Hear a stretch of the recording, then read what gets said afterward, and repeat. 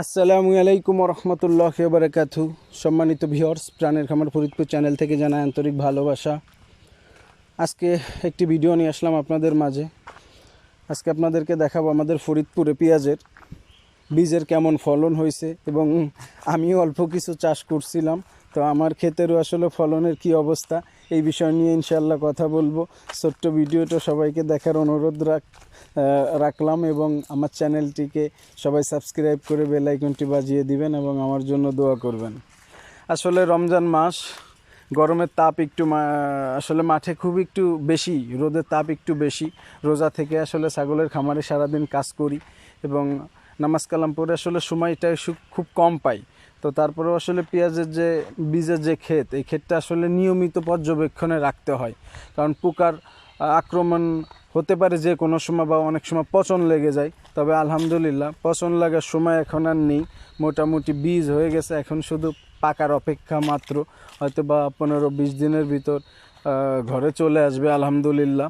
তো আমি আসলে আগে কখনোই আমার এই পেঁয়াজের বীজের চাষ করি নাই, এবারই ফার্স্ট টাইম আমি মাত্র অল্প কয়েক শতাংশ পেঁয়াজের বীজ চাষ করছি।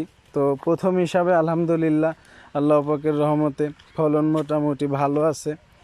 আর আপনারা জানেন যে ফরিদপুরে পেঁয়াজের চাষটা কিন্তু অনেক হয়ে থাকে, পেঁয়াজ এবং পেঁয়াজের বীজ। এজন্য মোটামুটি যদি কয়েকটা জেলা আমাদের দেশে বিখ্যাত থাকে, আমাদের ফরিদপুর কিন্তু কয়েকটা জেলার ভিতরে আছে ইনশাল্লাহ। তো এবার আমাদের ফরিদপুরে মোটামুটি পেঁয়াজের ফলনও আলহামদুলিল্লাহ এবং পেঁয়াজ বীজেরও ফলন আলহামদুলিল্লাহ। তো কয়েকজন কৃষকের সঙ্গে কথা বললাম যে আসলে আপনাদের ফলন কেমন হয়েছে বা আপনাদের বীজের ক্ষেত কেমন আছে। তো তাদের মন্তব্য ছিল, যদি মাঝখানে একটা বৃষ্টি হতো, আসলে অনেক দিন বৃষ্টি হয় না, আর বৃষ্টি যতই আমরা সেচ দেই না কেন, বৃষ্টির পানিতে একটা আলাদা রকম কাজ করে, যেটা আসলে সেচ দিয়ে হয় না। তো একটা বৃষ্টি থাকলে আলহামদুলিল্লাহ আরও ভালো হতো। তো বৃষ্টি অনেক দিন নাই, তো তারপরেও আলহামদুলিল্লাহ যথেষ্ট ফলন ভালো হয়েছে। আর একটা বিষয় বললো, যেটা মৌমাছি কম থাকার কারণ হলো প্রায় 6-7-8 বার স্প্রে করতে হয়, পেঁয়াজ বলেন, পেঁয়াজের বীজে বলেন, যার কারণে মৌমাছি খুব কম বসে। আর পরাগায়ন যদি ঠিকঠাক মতো না হয়, তো তাইলে আপনার বীজ কখনোই ভালো হয় না। তো এই জন্য হাত দিয়ে অনেকেই পরাগায়ন করানো হয়েছে, আমি নিজেও আমার ক্ষেতে হাত দিয়ে পরাগায়ন করাইছি। তো যতটুকু চাষ করছি আলহামদুলিল্লাহ আল্লাহ পাকের কাছে অশেষ শুকরিয়া আদায় করি যে আমার ক্ষেতটা ভালো আছে। আল্লাহ পাক যা দেন এতেই আমি খুশি। আমার জন্য দোয়া করবেন যে আল্লাহ তাআলার সঠিক পথে থেকে যেন হালালভাবে আসলে যাই করার চেষ্টা করি না কেন, আল্লাহ তাআলা যেন বরকত দান করেন।